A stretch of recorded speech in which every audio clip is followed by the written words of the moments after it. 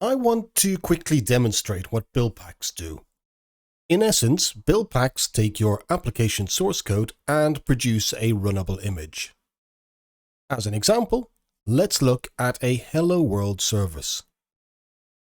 Our Hello World service returns a JSON Hello World message when a request is sent to the application root. In our example, we manage dependencies using an approach that you would expect in this technology stack. Here, we depend on a package that allows us to easily write a RESTful API. Finally, we provide a Heroku-style proc file to describe how to start our application. Using the Buildpacks pack tool, we can build an image that we name example. That's all there is to building an application using Buildpacks. You write your application and declare its dependencies, then use pack with a builder to build the production image.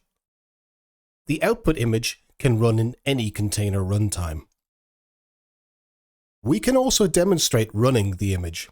Here, we run the image using Docker and send an example request using curl. We have provided a quick demo on how Buildpacks can translate your application source into an OCI image. Hopefully, you now have more questions about Buildpacks.